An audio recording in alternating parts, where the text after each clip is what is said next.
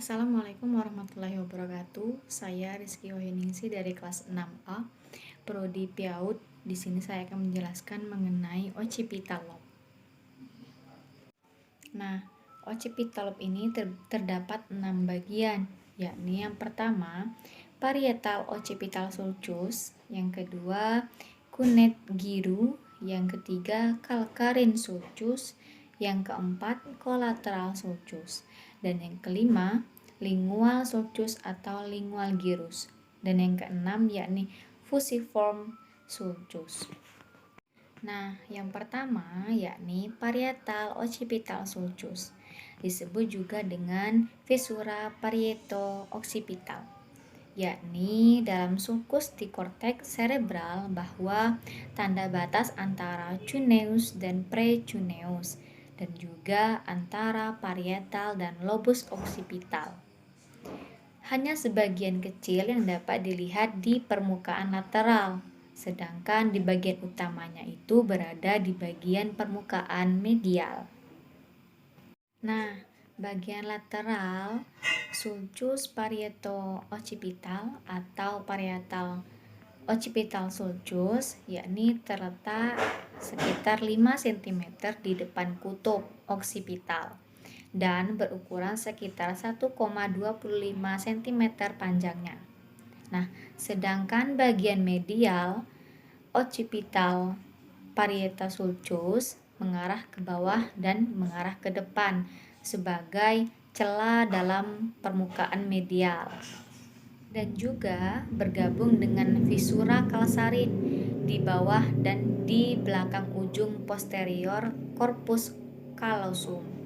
Dalam kebanyakan kasus ini berisi gyrus yang terendam. Nah, fungsi dari parietal occipital sulcus ini telah ditemukan dalam berbagai studi neuroimaging, termasuk studi PET, positron emission tomography, dan SPECT, single photon emission computed tomography studi, untuk terlibat bersama dengan korteks prefrontal dorsolateral selama perencanaan. Nah, bagian dari occipitalop yang kedua yakni kuneat giru. Nah, yang mana pengertiannya adalah lobus yang lebih kecil di lobus occipital dari otak. Cuneus ini dibatasi oleh sulcus parietal occipital, di bagian interior oleh sulcus calcarine atau calcarine sulcus. Nah, kuneat giru ini menerima informasi visual dari retina quadrantik superior sisi yang sama, sesuai dengan bidang visual interior kontralateral.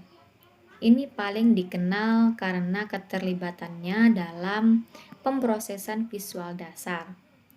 Sel piramida di korteks visual atau korteks striate dari kuneat ini memproyeksikan ke korteks extrastriate. Nah, pemrosesan visual tingkat menengah yang terjadi di bidang proyeksi extrastriate kuneat ini dimodulasikan oleh efek ekstraretinal seperti perhatian, memori kerja, dan harapan penghargaan. Nah, selanjutnya bagian occipitalop yang ketiga yakni calcarine sulcus. Calcarine sulcus adalah di mana korteks visual primer tertumpu. Medan visual pusat terletak di bagian posterior calcarine sulcus dan medan visual periferal di bagian medial anterior. Nah, selanjutnya bagian yang keempat dari occipitalop yakni collateral sulcus. Nah, secara anterior collateral sulcus ini memisahkan antara gyrus fusiformis. Secara lateral dari bagian medial parahipokampal gyrus, dan Di posterior, kolateral sulcus ini memisahkan gyrus fusiformis secara lateral dari gyrus lingual secara medial. Selanjutnya, yang kelima yakni bagian occipital lobe, yakni lingual sulcus atau lingual gyrus. Nah, lingual gyrus ini juga dikenal dengan medial occipitotemporal gyrus, yakni sebagai struktur otak yang terkait dengan pengolahan visi, terutama yang berhubungan dengan surat. Lingual gyrus ini juga dianggap memainkan peran dalam analisis kondisi logis atau bisa disebut dengan urutan peristiwa logis dan sebagai pengkodean memori visual. Ini dinamai bentuknya yang agak mirip dengan lidah. Bertentangan dengan namanya, wilayah itu tidak ada hubungannya dengan pidato. Sedangkan letak lingual gyrus ini dari lobus occipital terletak di antara sulcus calcarin atau bisa dikatakan dengan calcarin sulcus dan bagian posterior collateral sulcus. Di bagian belakang mencapai kutub occipital dan di bagian depan dilanjutkan ke permukaan tentorial lobus temporal. Selanjutnya bergabung dengan gyrus parahipokampal. Selanjutnya, lingual gyrus ini diyakini berperan penting dalam visi dan mimpi, disfungsi memori visual, dan pemutusan visuo-limbik telah ditunjukkan dalam kasus di mana lingual gyrus telah rusak karena stroke atau cedera atau traumatis lainnya. Lebih lanjut, gangguan memori visual terkait dengan kerusakan pada wilayah atau pemutusan hubungan antara gyrus dan struktur otak lainnya. Hipermetabolisme pada lingual gyrus ini telah dikaitkan dengan sindrom salju visual. Lingual gyrus ini juga terkait dengan pemrosesan informasi visual tentang bagian-bagian wajah manusia. Selanjutnya, lingual gyrus kiri aktif selama menghafal dan memelihara gambar wajah manusia dalam memori kerja. Nah, lingual gyrus adalah struktur di korteks visual yang memainkan peran penting dalam identifikasi dan pengenalan kata. Penelitian juga telah mengimplikasikan bahwa lingual gyrus ini terlibat dalam modulasi rangsangan visual, terutama pada huruf, tetapi tidak apakah rangsangan itu sebuah kata atau bukan. Selanjutnya, gyrus lingual atau lingual gyrus ini terkait dengan penamaan rangsangan. Selain itu, lingual gyrus ini juga menunjukkan aktivitasi yang signifikan saat berpindah dari kata-kata kontras tinggi ke rendah, serta korelasi antara panjang kata dan aktivitas regional. Nah, selain pengenalan huruf, wilayah tersebut juga telah dikaitkan dengan pemrosesan semantik. Subjek dengan afesia diuji dengan berbagai tes afesia untuk menentukan area mana yang terpengaruh.